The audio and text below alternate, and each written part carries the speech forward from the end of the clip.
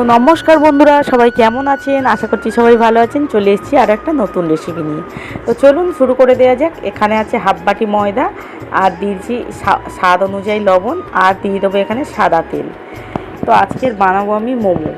তো মোমোটা আমি কখনো বানাইনি জানেন, তো দেখা যাক কেমন হয়। তো চলুন শুরু করে দেওয়া যাক। সেই যখন বানাতেই হবে, তো এখানে আমি গরম জল করে নিয়েছি, আর গরম জলে কিন্তু ময়দাটাকে মাখাতে হবে।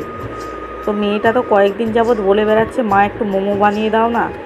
আমি তো মোমো বানাতে পারি না, বলেই দিচ্ছে ওকে। ও বলছে তুমি তো কত রকমের খাবার বানাও, কিন্তু তুমি পেরে যাবে, তুমি একবার চেষ্টা করে তো দেখো। তো তাই ওর আবদারেই চলে এলাম আজকের মোমো বানাতে। তো কেমন হয় আপনারা প্রথম থেকে শেষ পর্যন্ত সঙ্গে থাকুন আর দেখতে থাকুন।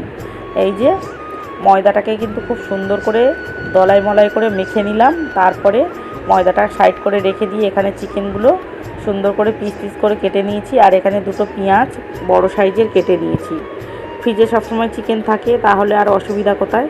তো চলুন শুরু করে দেওয়া যাক। এখানে কড়াইতে তেল গরম হয়ে যাওয়া দিয়ে দিচ্ছি এখানে পেঁয়াজ। তো পেঁয়াজ দেওয়ার পরে পেঁয়াজটাকে একটু নাড়াচাড়া করে ভেজে নেবো।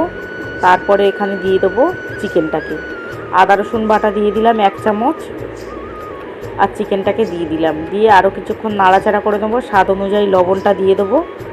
তো লবণ ছাড়া তো আর কিছু সম্ভব নয়, যে কোনো খাবারে লবণ দিতেই হবে। তো চলুন লবণটা দিয়ে দিলাম, দিয়ে ভালো করে নাড়াচাড়া করে নিয়ে এইবারে দিয়ে দেবো। দেখছি যে চিকেনটা একটু কালারটা অন্যরকম হয়ে গেছে, মানে চেঞ্জ হয়েছে কালারটা। দিয়ে দিলাম গোলমরিচ গুঁড়ো আর গরম মশলার গুঁড়ো, দিয়ে আরও কিছুক্ষণ নাড়াচাড়া করেই নামিয়ে নিলেই হয়ে যাবে। চিকেনগুলো কিন্তু অলরেডি সিদ্ধ হয়ে গেছে, আর ফ্রিজেতে চিকেন থাকলে দেখবেন তাড়াতাড়ি কিন্তু সিদ্ধ হয়ে যায়।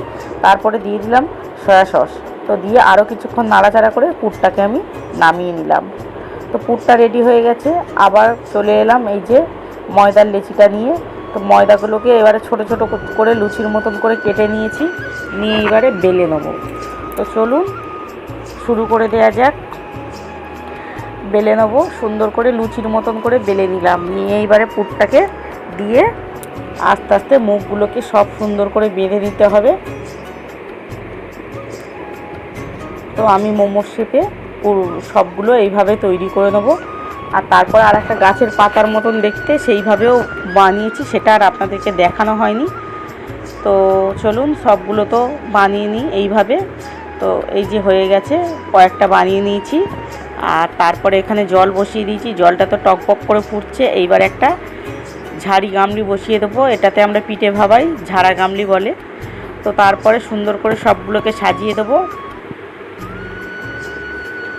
সবগুলোকে সাজিয়ে দিলাম সুন্দর করে। তো দিয়ে এবারে একটা জায়গা কিছু চাপা দেবো। বেশিক্ষণ সময় লাগবে না, জোর 10 মিনিটের মতন হলেই হয়ে যাবে, কারণ এগুলো তো ময়দা দিয়ে আর খুব পাতলা পাতলা হয়েছে। আর এই যে অল্প কয়েকটা জিনিস, তো খুব তাড়াতাড়ি হয়ে যাবে। তো কিছুক্ষণ বাইরে ঘোরাফেরা করে চলে এলাম নামাতে। এই যে হয়ে গেছে, দেখুন কত সুন্দরভাবে হয়ে গেছে। এইবারে চলুন নামিয়ে নিই। তো আমার মেয়ে বলছে তবে নাকি তুমি বানাতে পারবে না, এই তো কত সুন্দরভাবে বানিয়েছো।